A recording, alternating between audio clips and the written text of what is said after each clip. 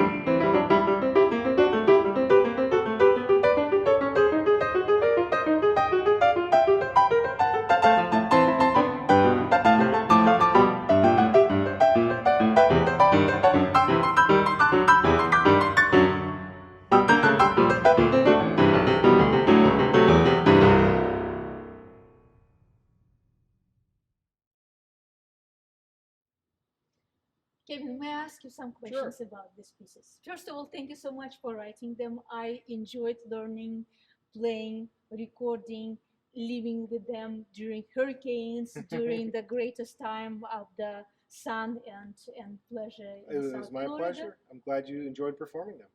Thank you. You mentioned that they're all connected by the mode.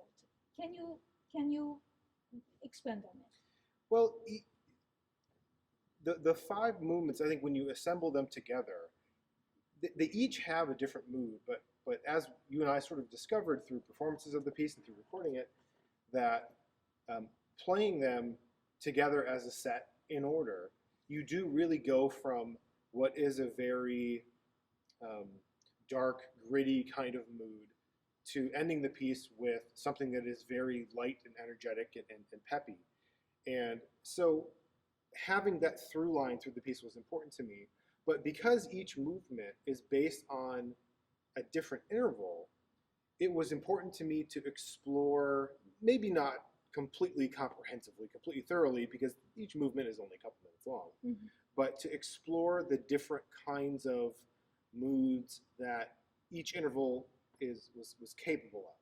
So for example, in the second movement, which is nothing but major and minor sevenths, we typically think of sevenths as pretty dissonant intervals, and there are certainly moments in that movement that are very dissonant.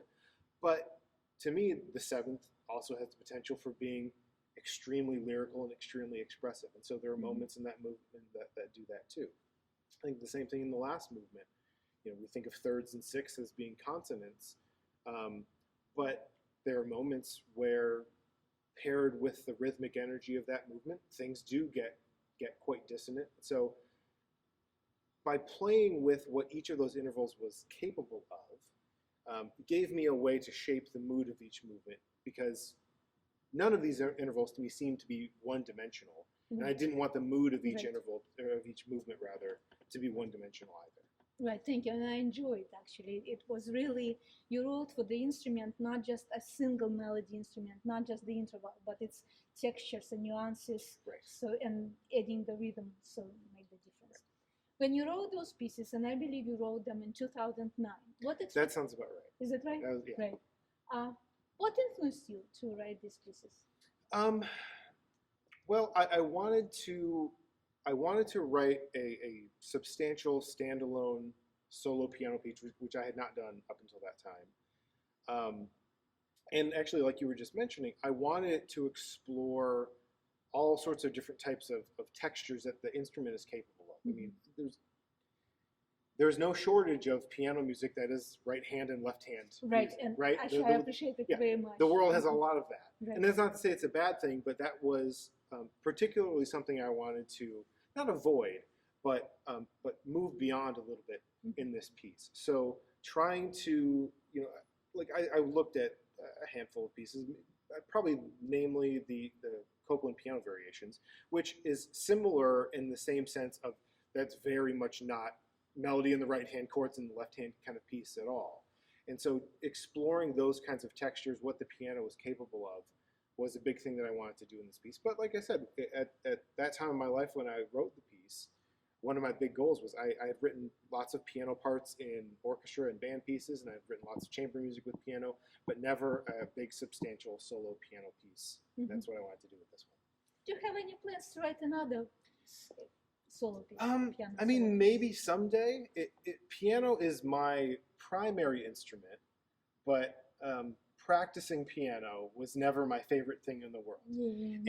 And it's not, I think it's not unusual to hear composers talk about writing for the instrument that they play tends to be harder than writing for other instruments, because whenever I sit down to write a piano piece, my brain considers some options, but then, muscle memory in my hands tells me what I'm capable of and what I'm not capable of. And that can be kind of a difficult battle. Whereas if I'm writing a piece for solo saxophone, I don't know how to play saxophone, so I can kind of imagine whatever I want to for saxophone, and then the player will tell me if it doesn't work or not. So I think because of that sort of love-hate relationship with the piano, it's whenever I write for the piano, I kind of have to twist my own arm a little bit. I would like to in the future, but I spend a lot of my time writing for band and orchestra and other instrumental combinations.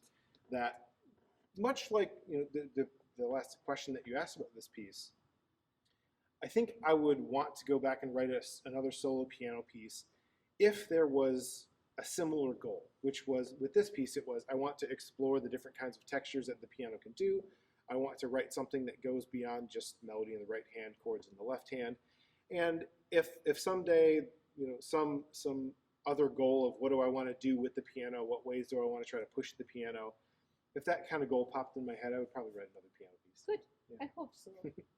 What expectations did you have when you wrote those pieces? Well, I've called them Études, and I think I hope there is a role out in the musical world for them to be Études. They're certainly challenging, as you know. I must say that they keep me in a great physical shape. Right. Yes. And I would hope that they get some sort of traction, that people find them enjoyable to play. Certainly as Études to work on all of those things, but also just as a standalone piece of music. I mean, again, as a not great pianist, I can't really imagine trying to play the piece, but listening to the piece, I find immensely enjoyable. I think it is a really great piece to listen to. But I do hope people will look at them as a set of Études to play as Études, but also as a good piece to throw in a concert. Right.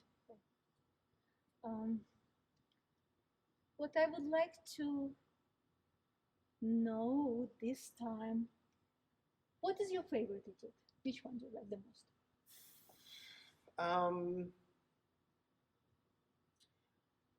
I think you might agree with me. I think I like the Nocturne the best. It's my favorite. My favorite.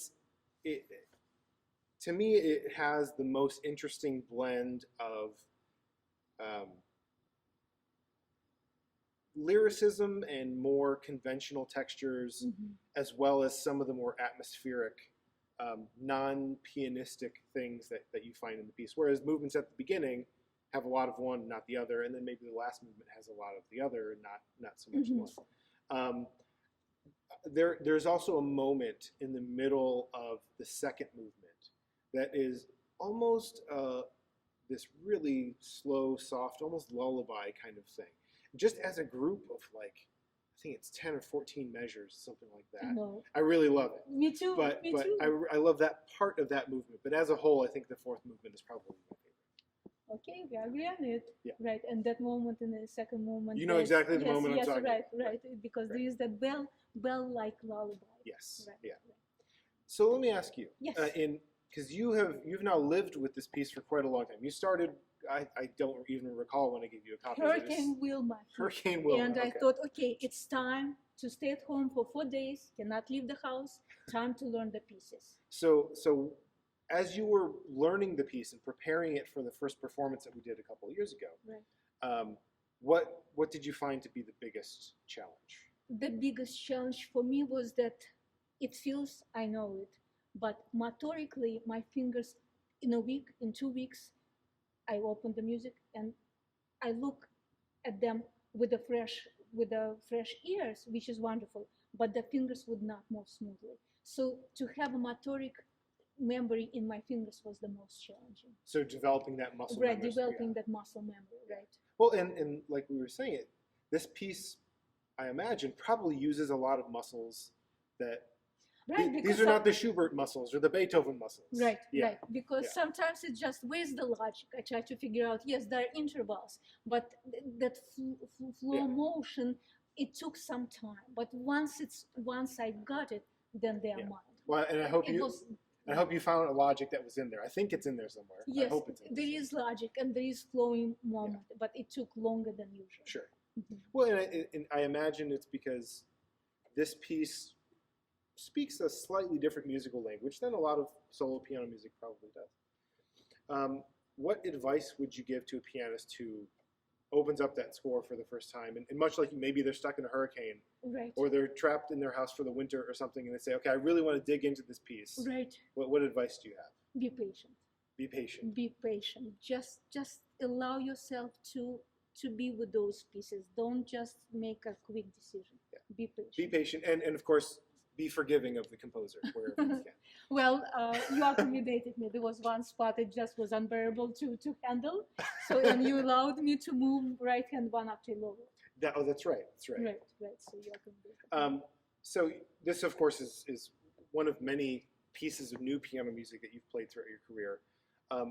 What are some things that you wish, when composers are writing new pieces for solo piano, what are some things you wish composers either did more of or did less of? What are things that when you see them in the score you get frustrated by, or things that maybe composers in writing new pieces for piano, maybe it's cliches they stick too close to, or